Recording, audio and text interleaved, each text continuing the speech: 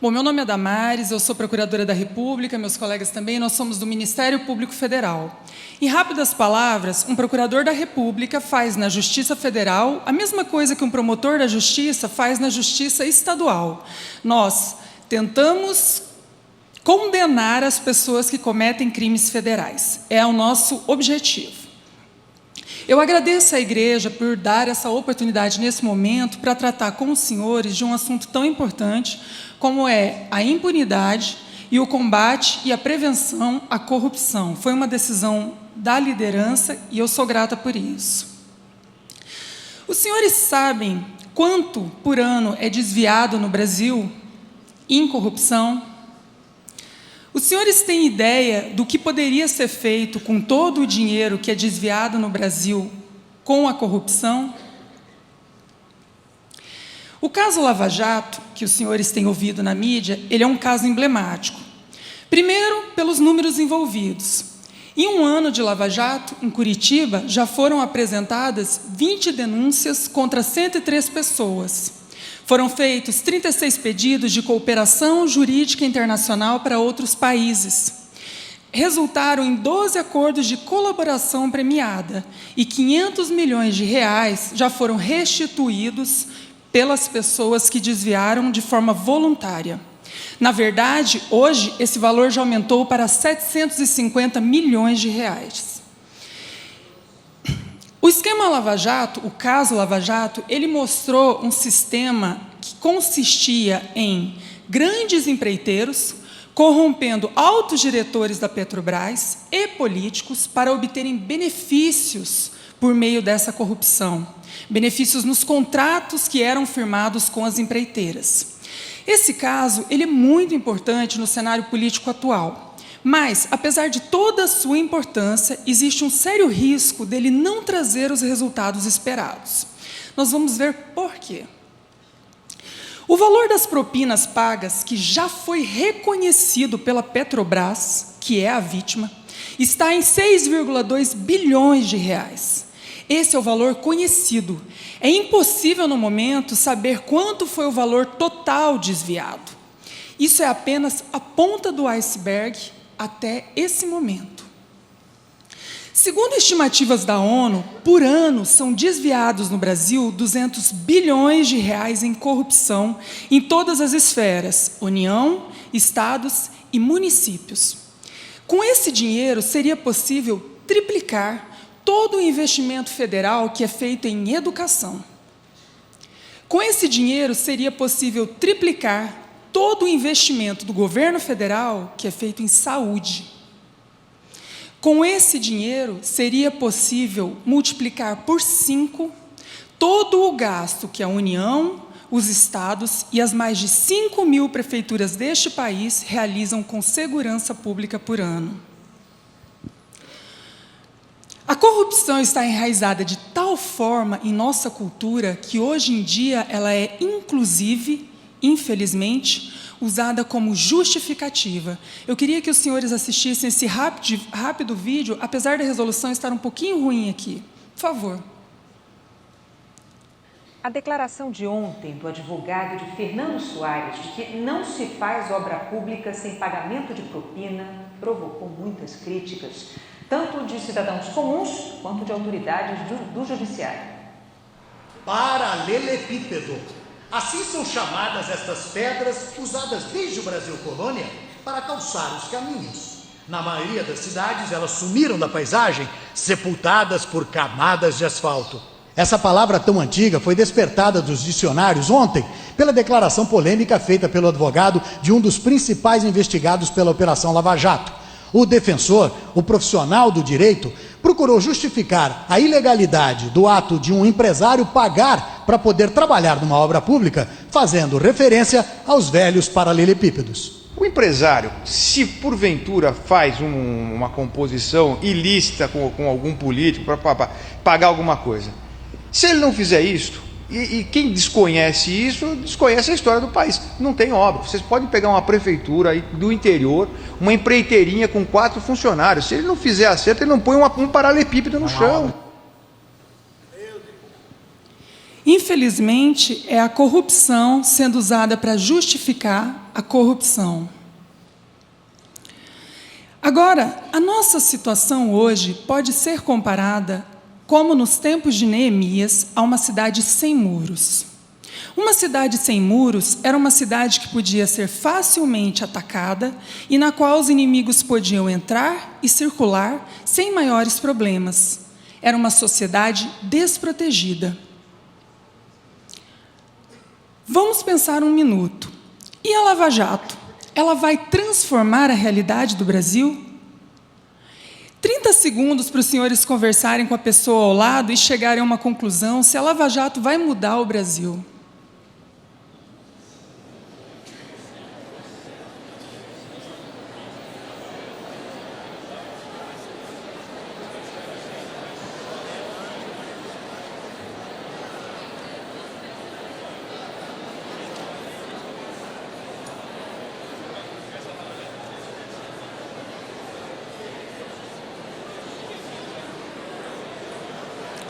Temos uma conclusão? A verdade, meus irmãos, é que o caso Lava Jato, por si só, não vai transformar o Brasil. Se nós considerarmos a corrupção um câncer, a Lava Jato é um tumor específico. O problema é que o sistema é cancerígeno. A Lava Jato pode trazer bons resultados, pode trazer o ressarcimento de parte do dano causado e, eventualmente, gerar até a punição das pessoas envolvidas. Mas ela não tem a capacidade de transformar para além dela mesma. Os seus efeitos vão se esgotar na própria investigação.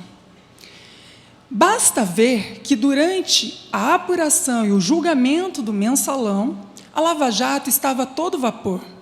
O fato do mensalão ter sido descoberto, apurado e processado não gerou nas pessoas envolvidas na Lava Jato temor suficiente para que essas deixassem de praticar o que estavam praticando. Se queremos mudar o país, precisamos mudar as estruturas, o sistema. Com o objetivo de contribuir para construir muros, foi que os procuradores do Ministério Público Federal responsáveis pela Lava Jato propuseram 10 medidas contra a corrupção e a impunidade que hoje são abarcadas pelo Ministério Público Federal como um todo. Os processos de réus de colarinho branco, esses crimes que envolvem pessoas com grandes valores, grandes dinheiros e grandes fortunas, em geral, costumam demorar, não raro, 15 anos.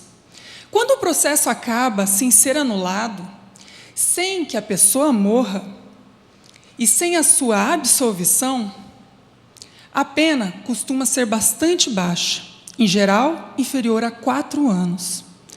No nosso sistema jurídico, penas inferiores a 4 anos, via de regra, geram uma substituição por uma pena alternativa, que pode ser ou a entrega de cesta básica ou a prestação de serviço à comunidade.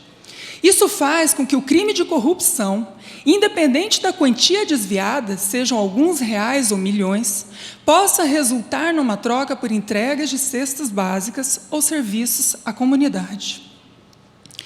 A verdade é que, embora nós tenhamos grandes casos envolvendo corrupção, os verdadeiros responsáveis raramente são punidos. Além disso, ainda existem outros benefícios legais, como o indulto, que é editado todo ano pelo presidente da República e que pode fazer com que essa pena se extinga, em alguns casos, mesmo com apenas 1/3 dela cumprida.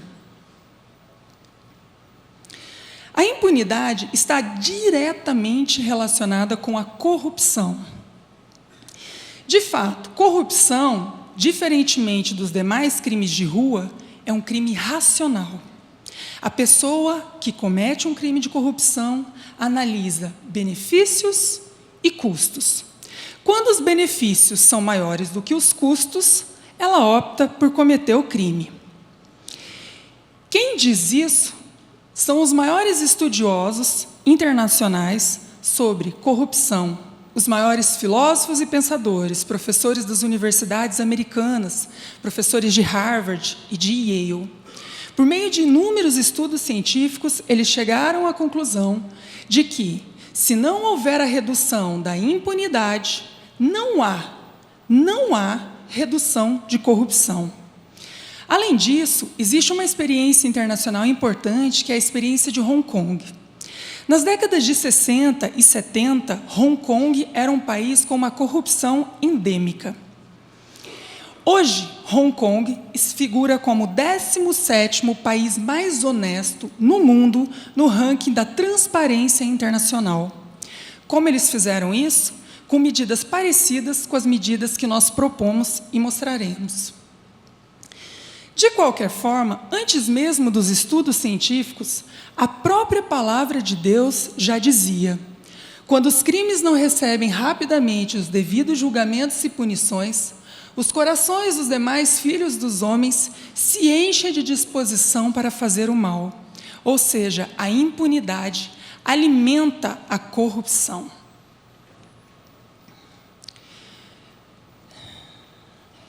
A Lava Jato, para os procuradores da República não cristãos, é considerada uma grande sorticedência. Eles deram esse nome porque os crimes de corrupção são muito difíceis de serem apurados. Geralmente, a corrupção ocorre entre poucas pessoas que têm contato direto e não deixam grandes rastros. Nesses crimes que envolvem valores elevados, muitas vezes esses valores sequer chegam a transitar dentro do Brasil.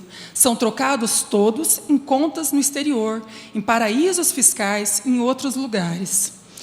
Foi necessário que tantas coisas acontecessem para que a Operação Lava Jato viesse à tona, para que essa investigação fosse bem-sucedida, que os procuradores não cristãos consideraram isso um alinhamento do universo e chamam de sorticedência. No entanto, os procuradores cristãos que trabalham no caso têm declarado publicamente que isso é Deus agindo. E que isso é uma janela de oportunidade que o nosso Deus está dando para nós mudarmos a realidade desse país. E por que a igreja precisa se unir nesse objetivo? Só é possível alterar estruturas, sistemas com união. De forma isolada, em pequenas ações, nós até podemos fazer alguma coisa, mas não vai alterar uma sociedade, um sistema como um todo.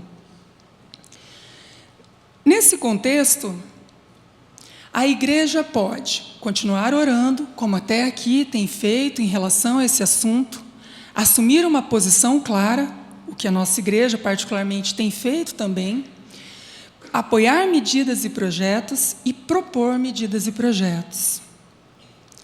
Entre os projetos que a igreja pode apoiar estão as 10 medidas que o Ministério Público Federal propôs.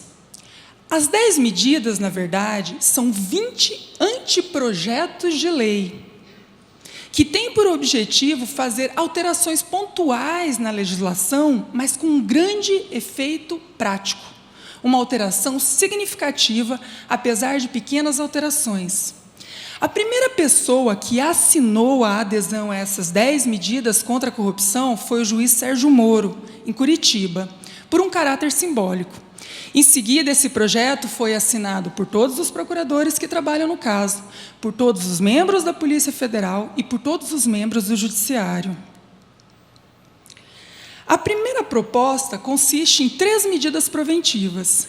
A primeira medida preventiva diz respeito à mudança social, com treinamento dos agentes públicos, códigos de conduta, programas em escolas e universidades, todos voltados, como a Vasti explicou aqui, a tentar mudar uma cultura. A segunda medida preventiva consiste em testes de integridade para os servidores públicos. Hoje, se eu quiser ir numa repartição pública, me passar por corrupto e ver se o servidor público aceita ou não aquele dinheiro, eu não posso. A lei proíbe. A lei proíbe que eu adote uma medida dessa e tente averiguar se aquela pessoa é ou não honesta. A terceira medida consiste em proteger efetivamente as pessoas que resolvem denunciar.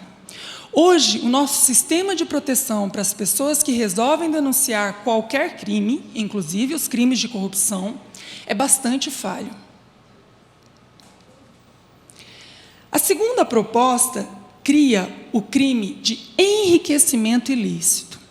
No caso Lava Jato, uma situação interessante que aconteceu foi que um dos ex-diretores da Petrobras tinha 40 milhões de reais no exterior.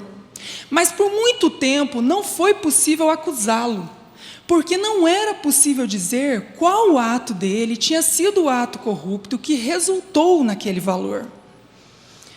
Com esse crime de enriquecimento ilícito, se a pessoa não provar a origem lícita dos seus recursos, como esses patrimônios desproporcionais, ela será incriminada. A terceira medida consiste em tornar a corrupção um crime de alto risco, diminuir os benefícios de quem pratica a corrupção.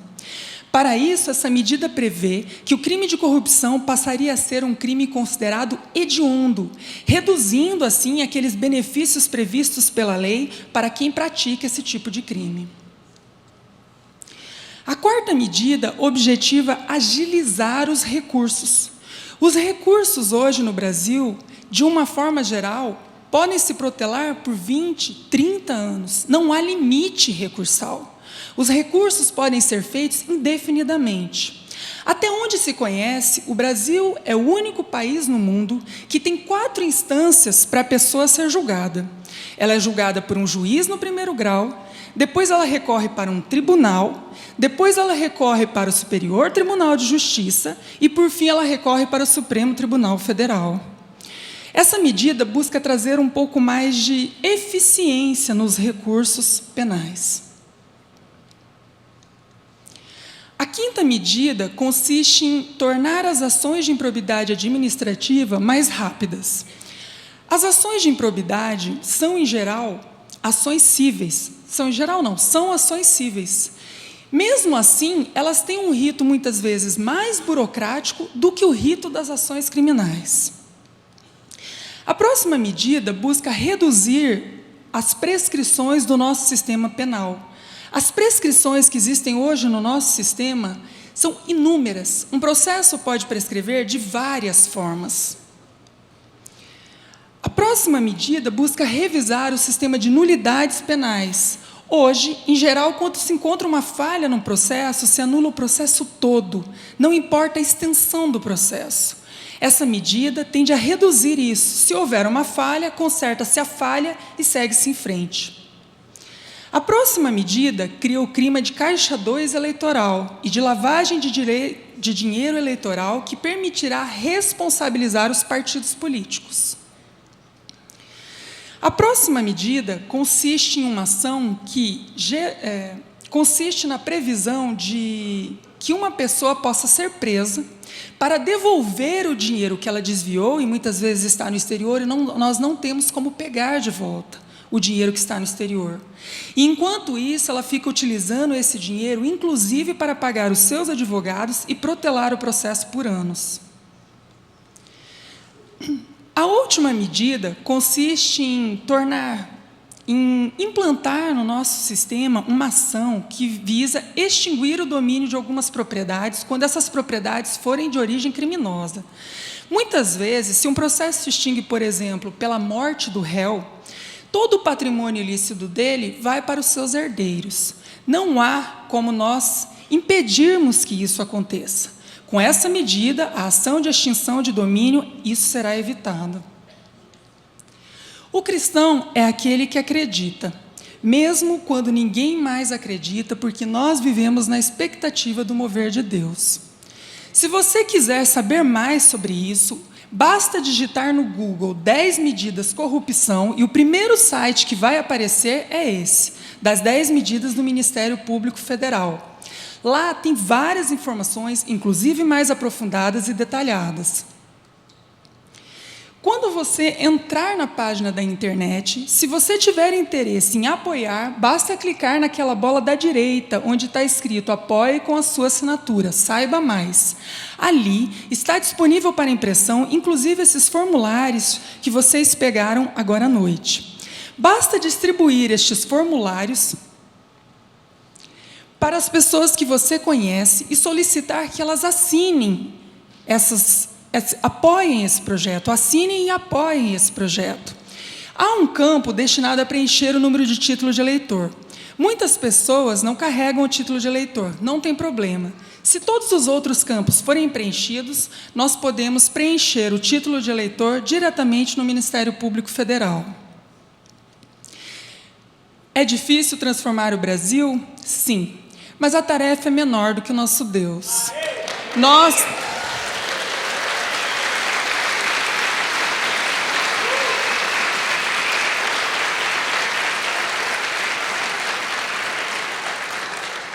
Nós acreditamos que Deus é maior que a corrupção. Esse é o meu contato. Se os senhores precisarem, fiquem à vontade. Obrigada, pastor.